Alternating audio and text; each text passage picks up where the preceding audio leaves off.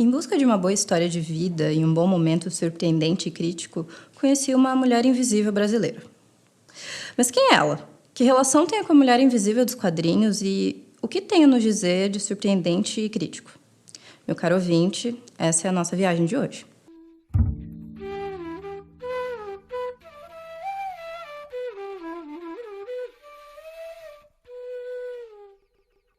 Entrando em paralelos com a nossa heroína dos quadrinhos, nós temos aqui a Luana, e ela é uma estudante de química, uma cientista como a heroína dos quadrinhos, e ela ganhou esse superpoder não necessariamente através de um acidente científico ou químico, mas podemos dizer um acidente social. Meu nome é Luana Sayuri, tenho 20 anos, estou no 3º ano de Química e o meu superpoder é um pouco diferente do da Mulher Invisível dos quadrinhos, porque eu sou vista, na verdade, até demais e as pessoas fazem questão de falar que eu estou sendo vista. Mas o meu superpoder se relaciona com o dela porque as pessoas não enxergam o que eu sou, elas enxergam o que elas querem que eu seja. O que faz com que eu tenha essa invisibilidade. Enquanto nos quadrinhos, a mulher invisível está frequentemente em segundo plano em relação ao Doutor Fantástico, na vida, a Luana acaba ficando em segundo plano em relação à sua própria imagem. Eu lembro que crescendo, eu tenho muitas amigas que falam que elas tentavam fugir do estereótipo de qualquer jeito, assim. Elas tentavam pintar o cabelo para ser loira, tentavam fazer maquiagem para o olho ficar maior e, enfim, elas tentavam fazer de tudo para fugir do estereótipo que as pessoas tinham de mulher asiática.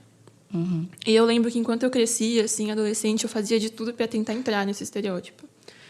Porque, querendo ou não, dentro desse estereótipo, você fica mais aceita. E eu acho que você é mais aceita pelas pessoas, pela sociedade, pelos brancos, assim dizer. E eu não sei, eu acho que foi assim que eu adquiri esse superpoder de invisibilidade. Eu sempre falei muito alto, mas eu percebi que o estereótipo era... O que esperavam de mim era que eu fosse mais quieta, que eu fosse mais reservada. Tentava de todos os jeitos entrar nisso. Até hoje, às vezes, eu tento. Não dá certo.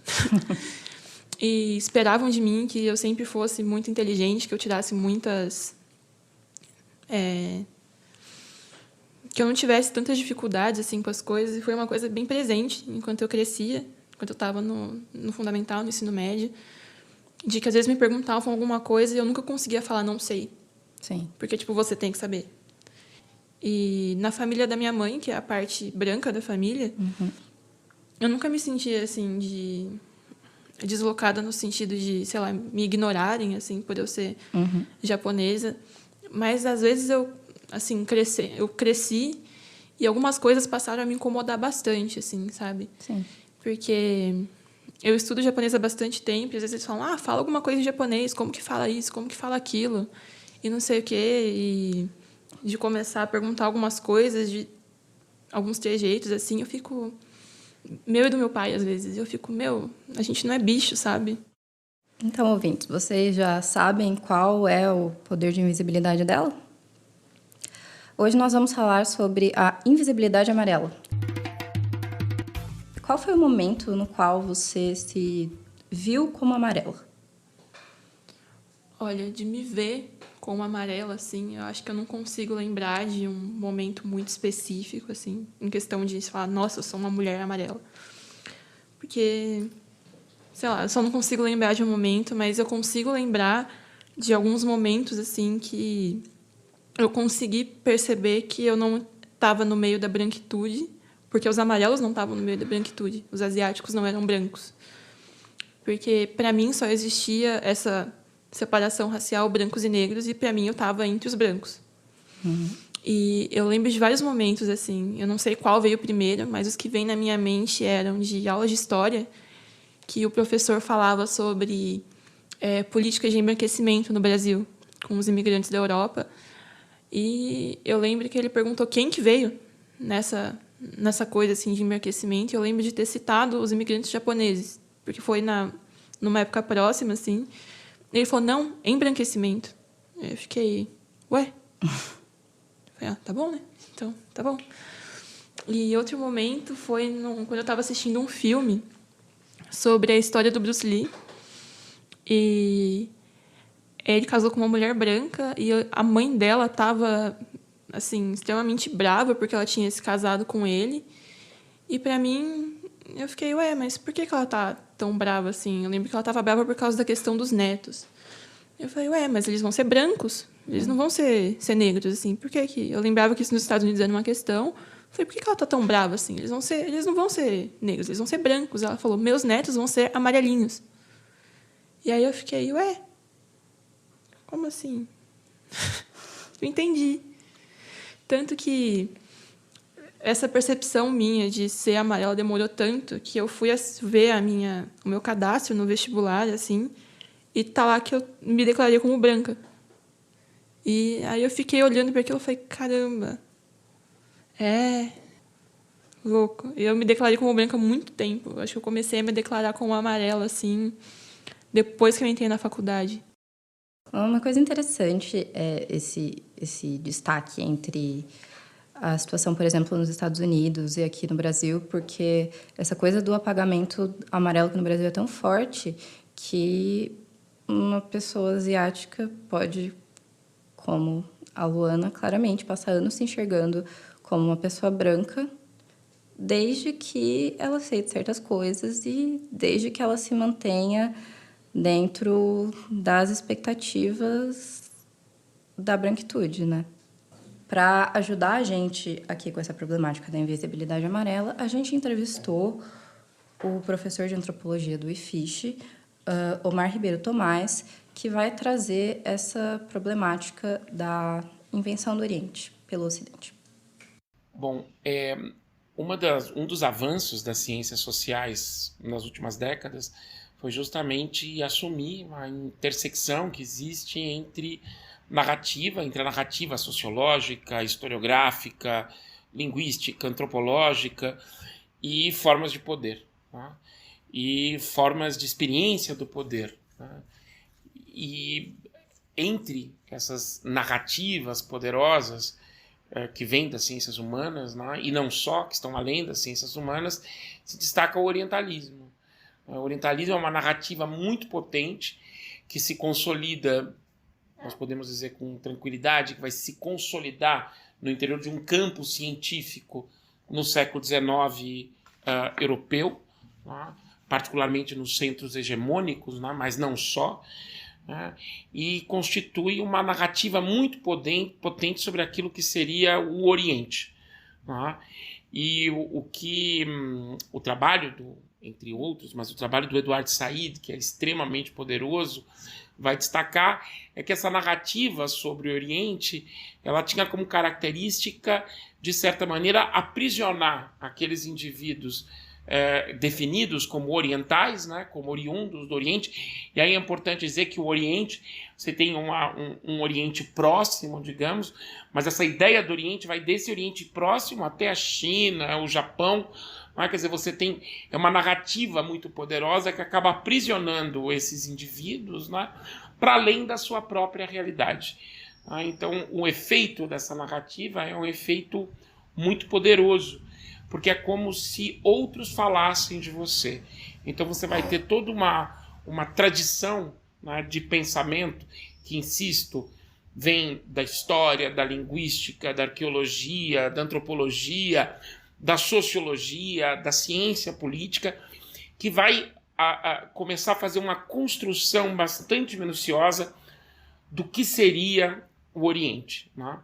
Para a gente aproximar um pouco da realidade brasileira, né, a gente poderia falar de muitos grupos que foram objeto desse orientalismo, né, mas certamente os brasileiros de origem japonesa, por exemplo, mas não só, também os de origem chinesa, também os de origem taiwanesa, eles são objetos de uma espécie de orientalismo cotidiano.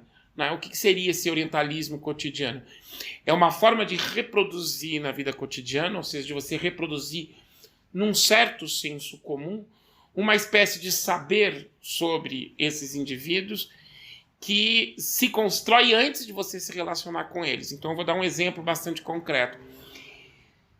existe uma ideia bastante recorrente de que os indivíduos de origem japonesa, né, que são equivocadamente chamados de japoneses muitas vezes, quando na verdade eles são brasileiros como qualquer outro, mas os indivíduos de origem japonesa, eles são particularmente trabalhadores. Né? Então o japonês trabalha muito, o japonês é meticuloso, o japonês é disciplinado. Né? Bom, essa é uma imagem que pode aprisionar uma pessoa, porque a pessoa pode não se sentir nem disciplinada, nem meticulosa, nem nada disso. No entanto, ela é aprisionada nessa narrativa. Né? Uma outra ideia que existe, que é muito recorrente, né? E que eu acho que está diretamente relacionada a essa ideia do amarelo, né? Dos indivíduos amarelos serem particularmente disciplinados. Né? Isso é uma prisão. Né? Da mesma maneira que é uma prisão você dizer que as pessoas negras são particularmente sensuais. Né? Isso é uma prisão, porque acaba aprisionando a pessoa nessa imagem. Né? Então, com isso que eu gostaria de dizer é que esse senso comum ele está diretamente relacionado a uma narrativa que é tradicionalmente construída tendo como referência polos de produção de saber.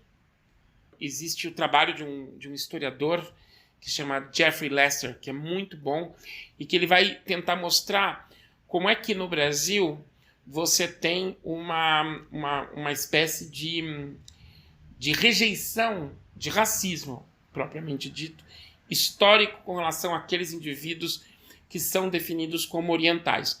E aqueles que são definidos como orientais são aqueles que são oriundos, a grande migração vem do Japão, mas não só, você tem populações chegando do Levante, que seriam fundamentalmente de origem árabe ou de origem judia. Né? Então você vai ter narrativas no Brasil nas primeiras décadas do século que vão, de alguma maneira, exteriorizar essas pessoas com relação ao que seria o corpo nacional. Ou seja, para você ser brasileiro no limite, ou você ser plenamente brasileiro, você não pode ser efetivamente japonês. Né? Então esse tipo de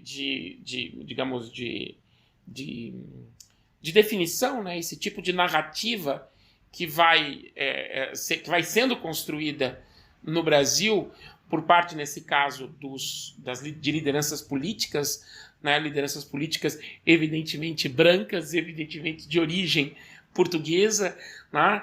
Isso vai constituir formas de exclusão. Então essa ideia de que o japonês, e por isso você fala japonês, né? Você o define por meio de uma nacionalidade que seria exterior à nacionalidade brasileira. Né? Então isso em si mesmo constitui uma agressão a esses indivíduos que são brasileiros como quaisquer outros. Né? Quando eu comecei a me envolver nessas questões de militância, minha família inteira me tem no Facebook e tal, e eu comecei a compartilhar o quão desconfortável era você chamar uma pessoa de japa. Não porque assim, nossa, eu me sinto super ofendida porque você está me chamando de japa, mas é porque eu tenho meu nome. Sim. E não tem nada demais em você me chamar pelo meu nome. Sim. Você chama todas as outras pessoas pelo nome da família e você não quer me chamar pelo meu nome. Tinha uns 14 anos, aí todas as minhas amigas já estavam se relacionando, assim, com outros caras, tal, afetivamente. E eu lembro que eu estava lá, sozinha, de boa. Aí uma das minhas amigas me apresentou um amigo dela, assim, falando: nossa, conversa com ele adora asiáticas.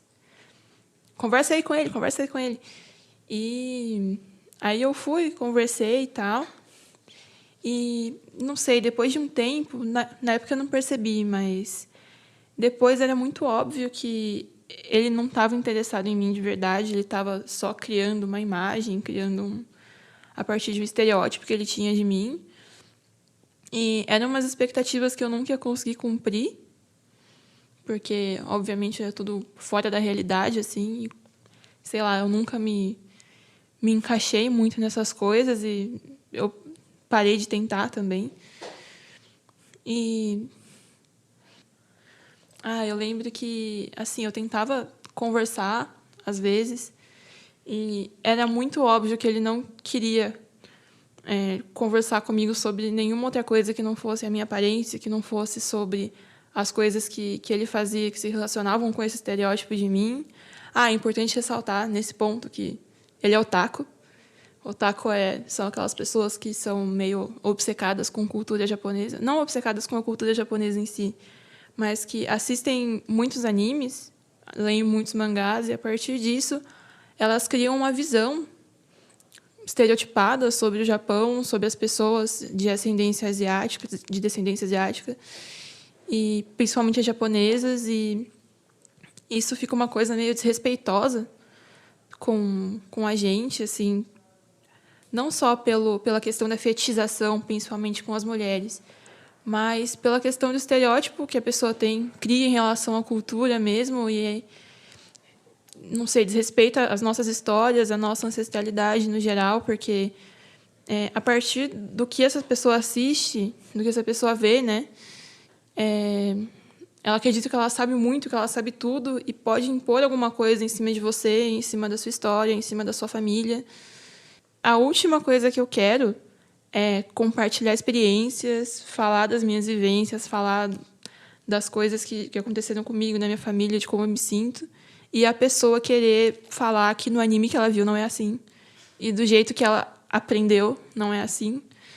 E até tem uma história sobre isso que eu estava vendo num fórum da internet esses dias, uma pessoa tirou print. Ela falou, gente, eu tô namorando esse cara faz um tempo e tal, e aí ele decidiu aprender a minha língua nativa.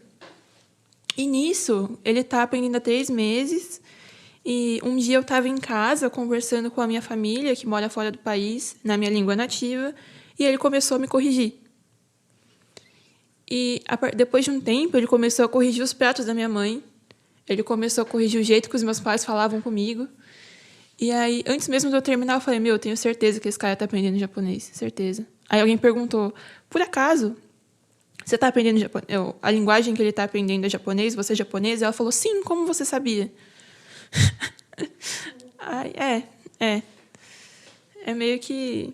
Essa história, assim, resume perfeitamente o que me vem à cabeça quando eu penso num otaku. É muito interessante como essa narrativa dela a respeito da experiência, não só como uma mulher amarela, mas como uma mulher, eu vou dizer, birracial, apesar dela mesma não ter se, enfim, identificado de uma outra maneira, mas porque eu mesma, como uma mulher birracial, tendo um pai negro e uma mãe branca, me identifiquei com vários pontos, principalmente da narrativa familiar e, enfim, vários pontos que ela trouxe se aplicam a tudo que é não branco, né? Porque, no fim, esse é o padrão e por mais diferente que seja, tudo que fuja a essa hegemonia branca acaba tendo esses pontos em comum da sua experiência de viver nesse não lugar, né? Você pode estar se perguntando, mas e aí? O que isso tem a ver comigo? O que isso traz pra gente sobre reflexões, sobre a vida e as pessoas de maneira geral? Ou é só a história de uma pessoa? A procura de uma ajuda para compreender essas questões recorri a um dos mestres do disfarce da história, especialista nessas invisibilidades visíveis. Morto há tanto tempo e ainda presente entre nós, Fernando Pessoa. Eu deparei com um dos poemas do livro do Desassossego, de Pessoa, agora lido pelo meu amigo Adriel Torres. Nunca amamos alguém. Amamos tão somente a ideia que fazemos de alguém. É um conceito nosso. Em suma, é a nós mesmos que amamos. Disse mal o escoliasta de Virgílio. É de compreender que, sobretudo, nos cansamos. Viver é não pensar. Como disse Fernando Pessoa, nessa busca infinita de adequar as pessoas às imagens que a gente faz delas, a gente acaba perdendo o próprio conhecimento de uma pessoa real. Acabamos apenas deixados com restos da nossa própria mente, ou seja, sozinhos. Não pensar é não criar imagens. Não criar imagens é não se enganar com elas. Para viver, não pense. Um belo dia, ao entrar no Museu de Arte de Campinas, me deparei com a exposição curada por Fabiana Bruno, chamada Arquivos Órfãos. Enquanto caminhava pela exposição, um dos textos me chamou a atenção por se relacionar de uma maneira muito interessante com toda a nossa proposta desse podcast. Afinal, como nos adverte o filósofo e historiador da arte, Georges Didi Huberman, a imagem tem frequentemente mais memória e mais futuro que o ser que a olha. Em pleno século XXI, parece que ainda é preciso refazermos algumas perguntas. Por que criamos imagens? O que esperamos delas? De que forma elas nos têm servido ao longo da história? Se ao nos deparar com a própria imagem, não somos capazes de compreendê-la por completo, de saber de onde ela veio, de conhecê-la de verdade, a própria imagem, que passa em grande parte por nós mesmos, a nossa criação. Imagina quando isso se trata de um ser humano. Como conhecer alguém? Como passar por essa barreira que somos nós mesmos, os nossos próprios preconceitos? Como se conhece um ser humano?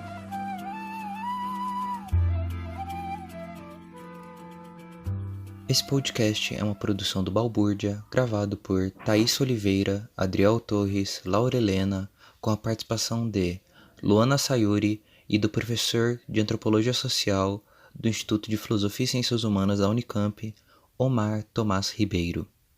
Agradecimento aos professores da disciplina Ivan Mizanzuki e Josiane Serassoli pela oportunidade e proposta de gravar esse podcast.